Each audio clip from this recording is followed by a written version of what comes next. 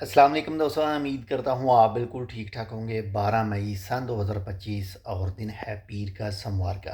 पाकिस्तान और इंडिया के मबैन जो कशीदगी अभी हालिया दिनों में चल रही है, बाकी सीज़ फायर के बाद में जो है वो कुछ पुरस्कून सा माहौल बना हुआ है। लेकिन आज जो इन दोनों मुल्कों के दरमियान बातचीत होनी थी, अभी तक उसके जो फाइनल जो रिज़ल्ट हैं वो सामने नहीं आ सके हैं। और सिक्योरिटी और सेफ्टी के लिए में भी हो सकता है कि इस वक्त सियालकोट के 102 जो गांव हैं वो खाली करवाए गए हैं, में भी हो सकता है सेफ्टी के लिए।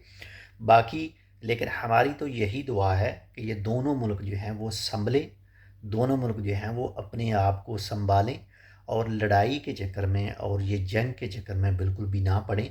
अगर जंग करनी है तो ऐसे मैदान में करें जो माशी तरक्की के हवाले से हो, अपनी आवाम को बेहतर ज़िंदगी की सहूलियत फ़राहम करें, रोज़गार फ़राहम करें, कुछ ऐसी चीज़ें करें, इन जैसी चीज़ों के लिए मुकाबलाबाजी करें, ताकि जो हमारे जैसे लोग हैं जो दूसरा अपना मुल्क छोड़कर दूसरे मुल्कों में आकर अपने बेहतर मुस्तकबिल के लिए करते हैं, वो अपने अपने मुल्कों में रहकर करें।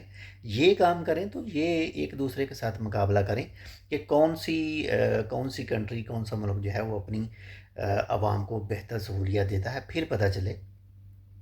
बाकी अल्लाह ताला हम सब को महफूज रखे। हमारी दुआएं जो है वो आप सब के लिए भी है।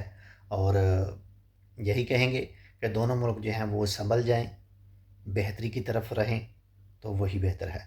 बाकी अल्लाह ताला बेहतर जानता है।